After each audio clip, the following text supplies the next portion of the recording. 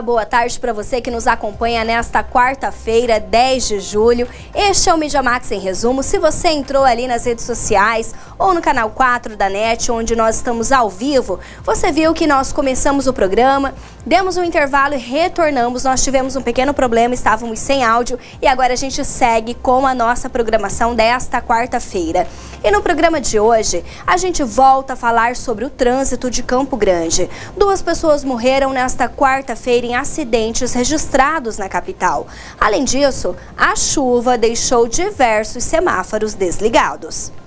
A Polícia Federal deflagrou a Operação Casa de Ouro para combater uma organização criminosa especializada em fraude de licitações e desvios de recursos públicos.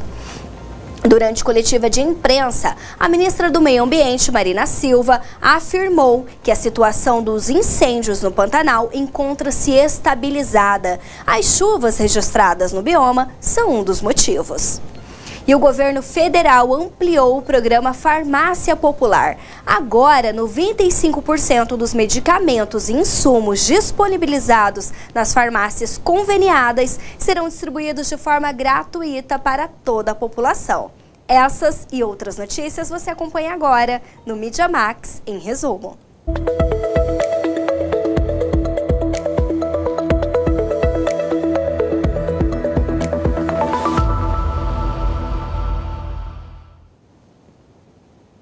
Operação Casa de Ouro, deflagrada na manhã desta quarta-feira em Campo Grande, mira combater a organização criminosa especializada em fraude de licitações e desvios de recursos públicos. A ação cumpriu 7 mandados de busca e apreensão na capital em imóveis ligados a empresários. A operação foi deflagrada pela Polícia Federal, Receita Federal, Controladoria Geral da União e Ministério Público Federal. A Operação Lama Asfáltica e as operações Mineração e Terceirização de Ouro identificaram a organização criminosa. Os mandados de busca e apreensão visam demonstrar a existência de enriquecimento ilícito e lavagem de dinheiro. A Polícia Federal busca confirmação de transações imobiliárias ocultas, bem como movimentações financeiras envolvendo terceiros. A Casa de Ouro trata-se da terceira fase da Operação Mineração de Ouro, deflagrada em junho de 2021. Ela decorre das investigações para apurar a prática de corrupção e de lavagem de dinheiro com envolvimento de conselheiros do Tribunal de Contas do Estado. O advogado do conselheiro afastado do Tribunal de Contas de Mato Grosso do Sul, Valdir Neves Barbosa, afirmou que Neves não é um dos alvos da operação, em razão da existência de autoridades com prerrogativa de foro. O Superior Tribunal de Justiça emitiu as ordens. E ainda sobre a Operação Casa de Ouro, as investigações decorrem da apuração de contratação indevida de empresa por meio de licitações fraudulentas. A organização utilizava de conluio prévio entre as pessoas jurídicas vinculadas, participantes do certame e agentes públicos. Com base no material apreendido nas operações citadas, a Polícia Federal verificou a criação de diversos mecanismos de blindagem para dissimular a destinação desses recursos. A verba era debatida nas contas da empresa contratada antes de chegar às contas do destinatário final. Parte desses valores foi depositado em conta de outras pessoas jurídicas. Entretanto, transações bancárias e documentos apreendidos evidenciam vínculo entre o beneficiário do crédito bancário, vendedor de um imóvel e o responsável pelo desvio da verba pública, o real comprador. As investigações também solicitaram quebras de sigilos bancários, fiscais e telemáticos para obter os dados. Infelizmente, a gente volta a falar sobre acidentes de trânsito registrados aqui em Campo Grande. José Carlos Miquilino morreu depois de bater na traseira de um caminhão com carga argamassa. O caso aconteceu na manhã desta quarta-feira na Avenida Guaicurus. Nós vamos conferir como foi na reportagem. acidente de trânsito aqui em Campo Grande. Dessa vez, um motociclista morreu depois de bater na traseira de um caminhão aqui na Avenida Guaicurus. O motorista do caminhão disse que veio de Dourados com uma carga de argamassa. O acidente aconteceu no momento em que ele estacionava em frente à loja onde entregaria o produto. Um policial civil que estava próximo ao local viu o acidente e prestou os primeiros socorros. Infelizmente, a vítima não resistiu aos ferimentos e morreu no local.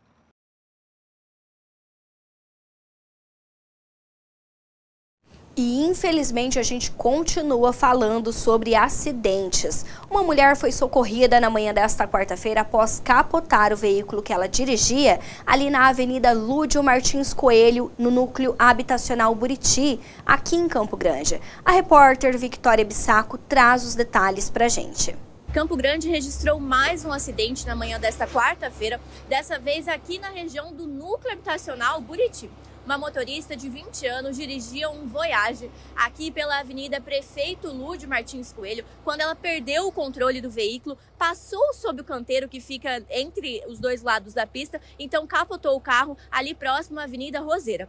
Ela foi socorrida apenas com dores nas costas, não teve ferimentos graves. A família dela também foi acionada para o local. A mãe dela conversou com a nossa equipe, está bastante nervosa e contou que foi Deus quem livrou a filha de um acidente mais grave.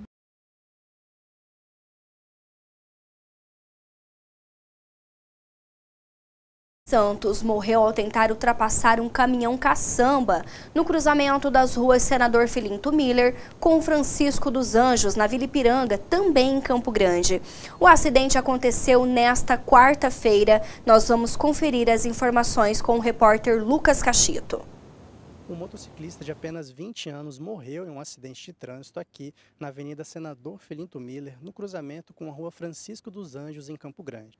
Segundo informações do SAMU, que realizou o atendimento à vítima, o motociclista tentou fazer uma conversão à direita para tentar entrar na Rua Francisco dos Anjos, no momento em que o caminhão caçamba não conseguiu desviar e colidiu contra o motociclista, que não resistiu aos ferimentos. A vítima teve politraumatismo, entre traumatismo craniano, traumatismo no tórax e traumatismo pélvico. Fica o nosso sentimento aí a todos os familiares dessas vítimas, dessas mortes que foram registradas aqui hoje em Campo Grande. E mais de 30 semáforos de Campo Grande receberam reparos desde o início das chuvas que atingem a capital nesta semana. A situação, além de tirar os motoristas do sério, deixa o trânsito ainda mais perigoso. Nós vamos entender essa situação melhor na reportagem. Cerca de 35 semáforos receberam reparos da AGETRAN desde o início das chuvas nesta semana em Campo Grande. A situação tem causado dor de cabeça e até mesmo graves acidentes. Na terça-feira, um semáforo desligado colaborou num grave acidente que terminou com morte de um motociclista na rua Rui Barbosa com a Dolor Ferreira de Andrade. Em nota, a AGETRAN informou que as equipes realizaram 35 atendimentos na terça-feira e outros 3 nas primeiras horas da quarta. Além da influência das mudanças climáticas, vários outros problemas afetam na interrupção dos serviços dos sinaleiros, como furto de fiação elétrica e também a queda de luz. Os semáforos estão ligados à rede de energia elétrica e dependem dessa energia para funcionar.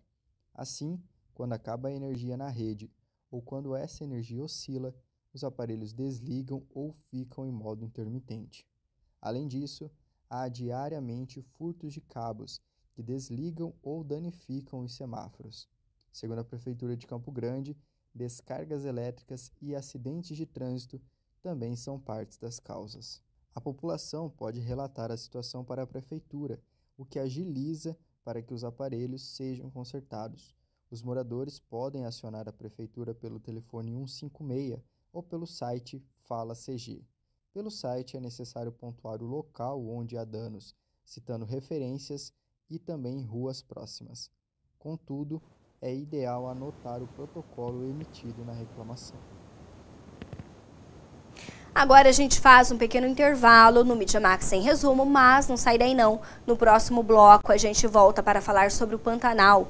A ministra do Meio Ambiente, Marina Silva, disse que a situação já está controlada lá no bioma. O Mídia Max em resumo volta em alguns instantes.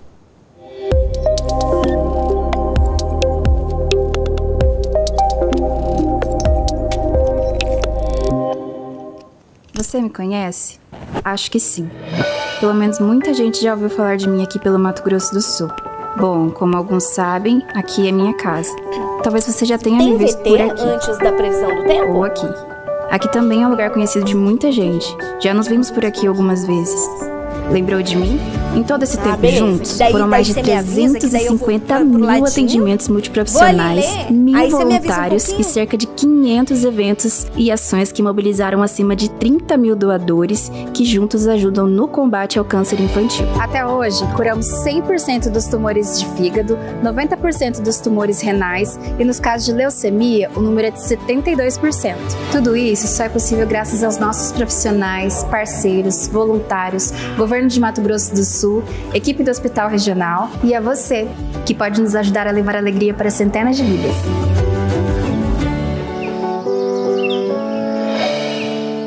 A missão do Asilo São João Bosco é promover, resgatar, restaurar e defender a dignidade de seus assistidos através de um serviço que considere a pessoa idosa em todas as suas dimensões biológica, psicológica, social e espiritual. A sua visão é ser referência no estado do Mato Grosso do Sul no atendimento de longa permanência aos idosos em situação de vulnerabilidade social.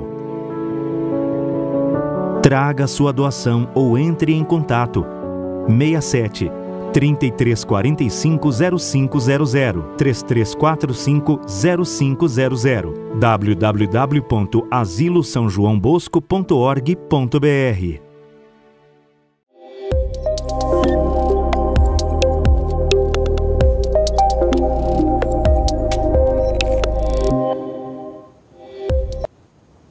Estamos de volta com o Mídia Max em resumo, lembrando que nós estamos ao vivo no canal 4 da NET, mas você também pode acompanhar a programação do Mídia Max em resumo nas nossas redes sociais, aliás, no Facebook, @MídiaMax, onde você também pode enviar a sua sugestão de reportagem, dizer de onde você está nos assistindo e se tem, é claro, alguma denúncia que quer fazer aqui para nossa equipe de reportagem, envia no WhatsApp da nossa redação. O telefone é o 99207-4330. E agora, seguindo, desde junho, a aplicação da dose de reforço contra a Covid-19 é priorizada para o público-alvo. Ainda que a xepa tenha acabado, as pessoas podem procurar pelo imunizante. Vamos entender. Desde junho, a aplicação da dose de reforço contra a Covid-19 é priorizada para o público-alvo aqui em Campo Grande. Apesar do fim da xepa, conhecida como a prática de se vacinar com o que sobra, ainda é possível receber o imunizante nas unidades de saúde da capital. A CESAL explica que a xepa não está mais regulamentada devido à ampliação para novos públicos. Atualmente, a dose de reforço é recomendada para 4 grupos de pessoas. Aquelas com 5 anos ou mais, pertencentes aos públicos prioritários que tenham tomado a última dose há pelo menos 6 meses. Além de pessoas com 60 anos ou mais. Também pessoas com 5 anos ou mais com imunocomprometimento. E, por fim, gestantes e puérperas. No entanto, a Secretaria esclarece que todas as pessoas que ainda não tomaram nenhuma dose de reforço ou que não concluíram seu esquema primário de vacinação podem se vacinar normalmente. As doses da vacina contra a Covid-19 estão disponíveis apenas na rede SUS aqui em Campo Grande. E a gente segue com mais uma notícia boa aqui no Mídia Max em resumo. Uma medida provisória reduz de 2 para 3 meses o intervalo de 2 anos, de 2 anos para 3 meses, o intervalo para recontratação de trabalhadores para atuar emergencialmente na prevenção de controle de incêndios florestais. O texto beneficia as ações de combate ao fogo que ameaça biomas nacionais, principalmente o Pantanal, como a gente vem acompanhando. A MP foi assinada pelo presidente da República em exercício, Geraldo Alckmin, e está publicada no Diário Oficial da União. Por lei, os profissionais contratados pelo IBAMA e pelo ICMBio podem atuar por 2 anos, período prorrogável por mais 1 ano. Antes da publicação da MP, havia um prazo de 2 anos de intervalo para contratação. Isso dificultava o trabalho de recontratar os profissionais experientes em situações de emergência. O texto enviado pelo Executivo ao Congresso Nacional permite recontratações mais rápidas. E falando em Pantanal, vamos conferir um contraste interessante entre aqueles que vivem diariamente com a destruição causada pelo fogo e os que vislumbram as belezas da fauna pantaneira. Com os recentes incêndios, se tornou mais fácil avistar animais próximos de estradas no bioma, o que deixa muitos turistas alegres. Vamos conferir na reportagem. Essas imagens foram registradas por turistas de diferentes países, como Estados Unidos, França e Holanda. Special for you, moose. You owes me 50 reais, moose. Enquanto o Pantanal arde em chamas com a série histórica de incêndios, os turistas estão felizes da vida. A reportagem da Grazi Rezende mostra um tipo de contraste. Isso porque muitos animais com escassez de água buscam matar a sede nas margens de alguns rios, onde tem muitos turistas. E principalmente, claro, porque os animais estão fugindo de áreas atingidas pelas queimadas. Muitos animais acabaram mortos, como os jacarés. Outros tiveram seus abrigos destruídos pelo fogo. Tudo isso favorece o flagrante de várias espécies no Pantanal. Aqui, turistas filmam o passeio no barco. Ao fundo, as imagens do sol seriam lindas se não fossem trágicas também. Parte da cor do céu é por causa da fumaça. Por outro lado, a alegria dos turistas é poder ver um dos símbolos do Pantanal, a onça pintada. Uma das turistas estava super feliz porque tinha visto 6 onças em nosso Pantanal. You owes me 50 reais, moose. I found him first. Wow. Put the lights on him. No entanto, o grave problema ambiental se repete novamente. Os pontos com mais incêndios estão na região de Corumbá, em Ecolândia, Nabileque, Rio Abobral, Porto Sucuri e Paraguai-Mirim. Dados da Agência Brasil mostram que apenas em junho foram 410 mil hectares destruídos pelas chamas, situação que se agrava com a seca também histórica em Mato Grosso do Sul. Os incêndios no Pantanal já duram quase 100 dias. Cerca de 700 mil hectares já foram queimados, média de 5% do bioma.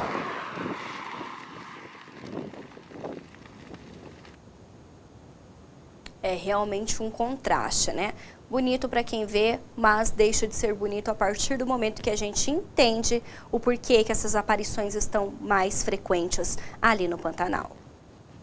E as ações de combate aos incêndios que atingem ali a região conseguiram extinguir 30 dos 54 incêndios registrados até o dia 7 de julho. E 13 dos 24 que ainda estão ativos estão controlados. As informações partiram da ministra do Meio Ambiente e Mudança do Clima, Marina Silva. Vamos ouvi-la.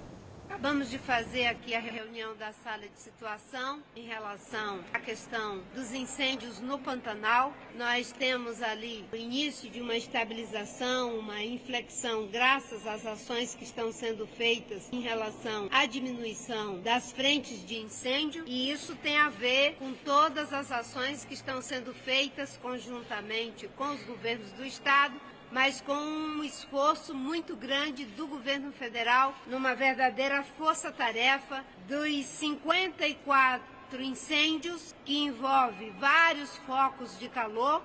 Nós já conseguimos, desses 54, levar 30 à extinção. Mas o fato de estarem extintos não significa que não devem continuar sendo monitorados. Nós temos ainda 24 incêndios que estão ativos, dos quais 13 já estão controlados.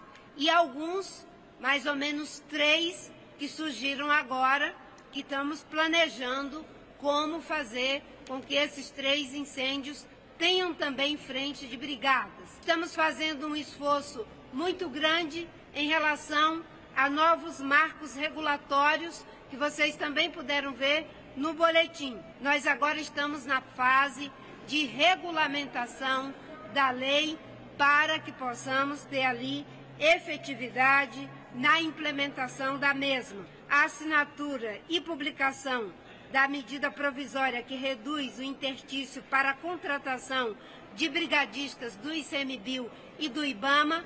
Isso nos dá velocidade na ampliação das equipes. Temos também a medida provisória que estabelece a possibilidade de que pilotos estrangeiros possam pilotar aeronaves em território brasileiro. Com essa mudança, nós também conseguimos agora, se for necessário, contratar aeronaves de outros países ou receber ajuda de outros países com pilotos que não sejam necessariamente pilotos brasileiros. Continuando, o fogo controlado diz respeito aos focos que estão cercados por linha de controle. Atualmente, 830 profissionais estão envolvidos nessas ações, além de 15 aeronaves, 15 embarcações e 3 bases em operação, em Corumbá, Poconé e Porto Conceição. E falando ainda em Pantanal, os trabalhos de combate aos incêndios que atingem o bioma tiveram um ótimo reforço nesta semana. A chuva. Nós conversamos com o diretor de comunicação do SOS Pantanal, Gustavo Figueiroa, que explicou como está a situação no bioma hoje. Vamos conferir. Essa quantidade de chuva e esse frio, eles são muito passageiros, são muito curtos. A gente está só começando o período de estiagem, né? Então essa seca deve ir até final de setembro, outubro, talvez até depois, dependendo das condições climáticas. Então é um alívio, com certeza, é muito bom, né? Se eu não me engano, não há nenhum foco ativo hoje no Pantanal Sul devido a essa chuva, mas assim que secar um pouco o tempo e a temperatura aumentar um pouco, provavelmente esses focos vão reignitar. Porque o Pantanal tem muito daquele fogo de turfa, né? Aquele fogo que queima por baixo do solo. Mas, com certeza, é um alento. E agora serve, esse tempo precioso serve para as equipes ficarem no rescaldo, para garantirem que grande parte desses focos realmente vão ser extintos. O Gustavo também falou para a nossa equipe que a chuva, apesar de ter ajudado, não é o bastante para que esses incêndios acabem no Pantanal. Vamos ouvir. Para extinguir os incêndios de vez, tem que ter uma quantidade muito grande de chuva, tem que chover demais para inundar o solo, realmente para encharcar o solo. Essa chuva que deu foi muito pouco, não passou de 10 milímetros, mas já foi suficiente. A chuva com o frio foi suficiente para apagar o fogo, né? Apagar o resto dos focos que tinham. Pelo menos no mapa que a gente olhou aqui, né, do LASA, não tem nenhum foco ativo hoje na região de Corumbá. Tem alguns focos ativos no Pantanal Norte, que devem ser, com certeza, são motivos de preocupação, mas no Pantanal Sul a situação melhorou. Mas é isso, ainda não significa que parou o fogo, porque pode ser que esse fogo de turfa ele continue correndo por baixo do solo. Essa chuva não é suficiente para encharcar o solo, e aí assim que as condições meteorológicas melhorarem para o fogo, né, esquentar um pouco e secar de novo, esse fogo pode voltar em algumas regiões. Por isso é muito importante agora o trabalho de rescaldo e de monitoramento dessas áreas onde o fogo já passou. E durante a conversa, o Gustavo também comentou sobre o estrago no meio ambiente. Vamos ouvir. No momento, a gente está em 763 mil hectares consumidos pelas chamas. no ano todo, né? Se a gente pegar o ano todo. Então, se a gente pensar um mês atrás, né? Quando estava no auge, lá em junho, estava queimando 50, 60 mil hectares em um dia.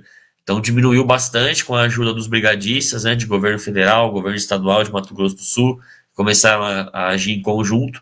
Aí entrou essa frente fria, facilitou ainda o trabalho, e agora a chuva veio para dar um alento maior. Mas é isso, né? Agora é ficar de olho no Mato Grosso, porque o fogo lá ainda está pegando, e continuar monitorando essas áreas do Mato Grosso do Sul, porque assim que a situação melhorar, alguns desses focos podem reignitar. Então é momento de atenção máxima agora. Não significa que o problema passou. O problema ele foi remediado por um tempo. E é um tempo que pode ser usado para garantir, né, dentro do possível ali, que essas chamas não vão retornar. Mas o estado de alerta continua até o final do ano, porque esse ano está muito seco. E com toda essa situação, as pessoas que vivem na era do novo normal do Pantanal, como o Gustavo definiu, precisam aprender a lidar com um ambiente mais seco, que não aceita o fogo como antigamente. Vamos conferir. Acho que o alerta não é, né, não dá pra gente se referir apenas a produtores, né? Muitos produtores esse ano a gente viu que tomaram uma certa consciência. Não dá pra gente dizer que foram todos, mas grande parte dos incêndios estão concentrados em regiões que têm comunidades tradicionais, que usam o fogo tradicionalmente, né? Então o alerta é para todo mundo que está no Pantanal. O novo normal do Pantanal mudou. Antigamente esse fogo tradicional que todo mundo estava acostumado a utilizar, ele encontrava uma barreira física, né, como a água, rapidamente. Hoje em dia o bioma está muito mais seco, então esse uso do fogo que era usado tradicionalmente, ele fica muito mais perigoso. Então, infelizmente, nesse novo normal do Pantanal, de um Pantanal seco, o uso do fogo vai ter que ser repensado demais. Não pode ser, a gente não pode continuar usando ele como sempre foi usado, né, no Pantanal. O cenário mudou. Hoje a gente está vivendo um novo normal. E agora nós vamos aproveitar para dar uma olhadinha em como fica a previsão do tempo para esta quinta-feira, ali na região do Pantanal e também em outras cidades de Mato Grosso do Sul. Vamos começar por Corumbá, que é a região que nós estamos comentando agora, né, sobre toda essa situação dos focos de incêndio, do fogo ali no Pantanal, as queimadas. Em Corumbá, a previsão mínima é de 11 graus e a máxima esperada para esta quinta-feira é de 32 graus. Em Ladário, que fica ali pertinho também, do ladinho, também uma região atingida, a mínima é de 11, com máxima de 27 graus. Agora, na região sul do estado, a mínima é de 12, com máxima de 21 graus. Já em Campo Grande, não será muito diferente não que na região sul do estado. A mínima prevista para quinta-feira é de 12 graus e a máxima de 28 graus. Agora, o Mídia Max em resumo faz um pequeno intervalo, mas não sai daí não. Daqui a pouquinho a gente volta com muito mais notícias para você.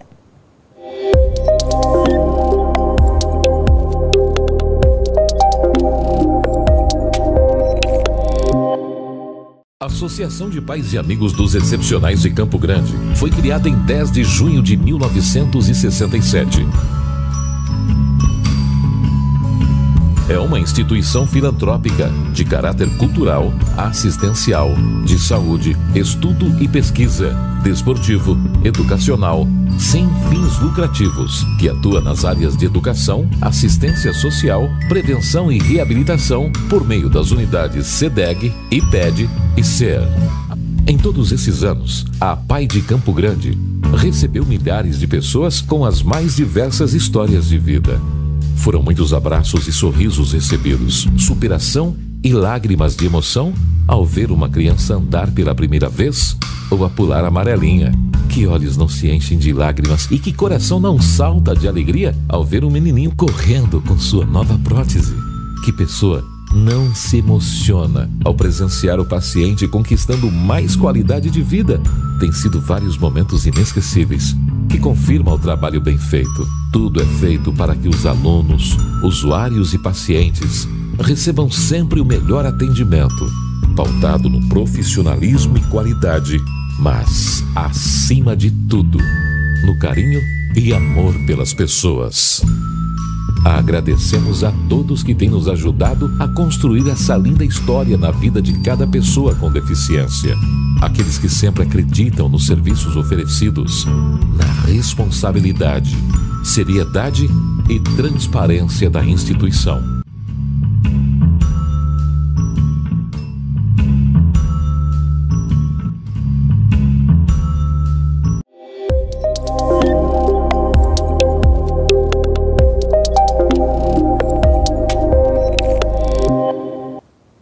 Estamos de volta com o Mídia Max em resumo, e você que nos assiste, já disse aí de onde você está acompanhando? Já mandou a sua sugestão de reportagem ali para a nossa redação? Estamos esperando seu contato, hein? Lembrando, o telefone da nossa redação 99207-4330. Continuando, a partir desta quarta-feira, 95% dos medicamentos e insumos disponibilizados em farmácias conveniadas ao programa Farmácia Popular serão distribuídos de forma gratuita para toda a população. Com a mudança, remédios indicados para o tratamento de colesterol alto, doença de Parkinson, glaucoma e rinite poderão ser retirados de graça. Segundo o governo federal, a expectativa é de que cerca de 3 milhões de pessoas que já utilizam o programa sejam beneficiadas diretamente pela ampliação, o que pode gerar uma economia aos usuários de cerca de R$ 400 por ano para cada pessoa. O programa oferta 41 itens entre fármacos, fraldas e absorventes. E foi protocolado na Assembleia Legislativa de Mato Grosso do Sul o projeto de lei que visa proibir o consumo de maconha em ambientes de uso coletivo, públicos ou privados no Estado. De acordo com o texto, entende-se ambiente como de uso coletivo todo local de uso comum, de propriedade pública ou privada, com acesso ao público em geral ou frequentado por grupos de pessoas, ainda que parcialmente fechado, desde que haja predominância de ventilação natural.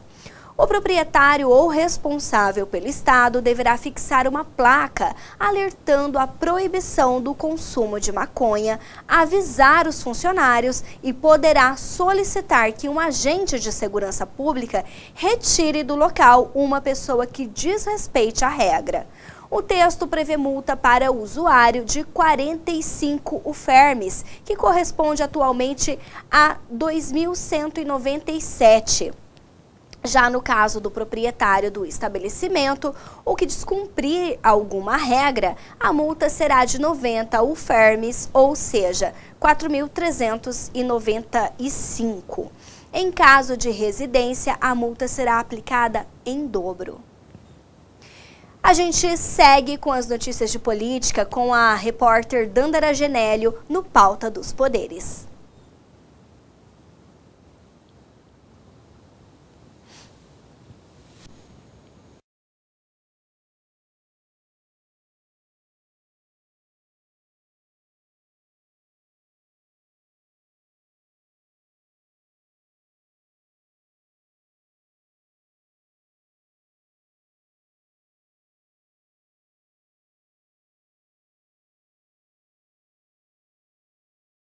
Para mim, corrija aqui. E a Supergirl do Detran de MS, em ações educativas, a servidora Yasmin Osório Cabral, foi presa em Campo Grande. Ela foi suspensa por 6 meses após se tornar suspeita de cobrar propina e integrar esquema de corrupção no órgão. Conforme o advogado de defesa de Yasmin, André Stuart, a prisão aconteceu no sábado por volta das 20 horas. A servidora foi para o estabelecimento penal feminino Irma Zorzi. Yasmin estava lotada por último na Corregedoria de Trânsito do Detran de Mato Grosso do Sul. A defesa apresentou o pedido de habeas corpus na segunda-feira. No entanto, até o momento não houve resposta do judiciário. Portanto, Yasmin segue presa no estabelecimento penal. E a Prefeitura de Campo Grande publicou nesta quarta-feira 2 avisos de licitação que tratam de pavimentação de ruas dos bairros do bairro Nova Lima, na região norte da cidade, totalizando pouco mais de 42 milhões de reais. Os documentos constam no Dio Grande. A primeira concorrência eletrônica trata da pavimentação e soluções de drenagem do complexo do bairro, contemplando 14 vias. O valor total da licitação é de 17 milhões de reais. Na mesma edição do Dio Grande foi lançado o aviso de licitação para a pavimentação e drenagem de águas pluviais do complexo Nova Lima da etapa C, lote 1. O valor total para a licitação é de 25 milhões de reais. E agora a gente entra no setor das notícias policiais, porque uma mulher foi mantida refém junto dos filhos pelo ex-marido no bairro Jardim Los Angeles, em Campo Grande. Ela foi socorrida após mandar um áudio pedindo socorro para a vizinha dela. Vamos conferir os detalhes. Uma mulher foi mantida refém junto dos filhos na terça-feira pelo ex-marido no Jardim Los Angeles, aqui em Campo Grande. Ela teria mandado um áudio para a vizinha pedindo socorro. A polícia contou que o homem apareceu na casa dela e colocou uma geladeira como barricada na frente da porta para impedir que ela saísse. A vizinha, após ouvir o áudio, acionou a polícia. Equipes do BOP, Batalhão de Operações Policiais Especiais, tentaram negociação com o autor, mas não tiveram sucesso e então invadiram a casa, imobilizando o homem e resgatando as vítimas. As imagens gravadas pela polícia mostram o desespero tanto da mulher quanto das crianças. Ele foi preso e levado para a delegacia. E um homem de 44 anos foi vítima de um atentado na noite de terça-feira em Ponta Porã. Os atiradores fugiram do local após deixarem a vítima em estado grave. O homem estava em uma conveniência no bairro Ponta Porã 2 quando os atiradores chegaram em uma motocicleta. Populares levaram a vítima até o hospital regional do município. Informações divulgadas pelo secretário de Segurança Pública, Marcelino Nunes, são de que os atiradores estavam em uma motocicleta sem carenagem. O homem passou por cirurgia por estar em um estado de saúde delicado. As informações são do site Ponta Porã News. A polícia realizou buscas na região a fim de tentar encontrar os autores do atentado, que seguem foragidos. Seguindo, a Polícia Federal, em ação conjunta com a Caixa, deflagrou a Operação Falso Egídio na manhã desta quarta-feira, para desarticular uma organização criminosa especializada em fraudes a programas de transferência de renda, com atuação em 5 estados brasileiros. Campo Grande é alvo dos mandados da Polícia Federal. Cerca de 80 policiais federais cumpriram 11 mandados de prisão temporária em 16 mandados de busca e apreensão nos estados do Rio de Janeiro, São Paulo, Amazonas, Mato Grosso do Sul e Piauí. Os mandados foram expedidos pela 2ª Vara Federal de Niterói, no Rio de Janeiro. A investigação conjunta foi iniciada em abril de 2023 por parte da Delegacia de Polícia Federal em Niterói. As apurações identificaram que a organização criminosa era especializada em fraudes a programas de transferência de renda, com prejuízo estimado de cerca de 10 milhões de reais.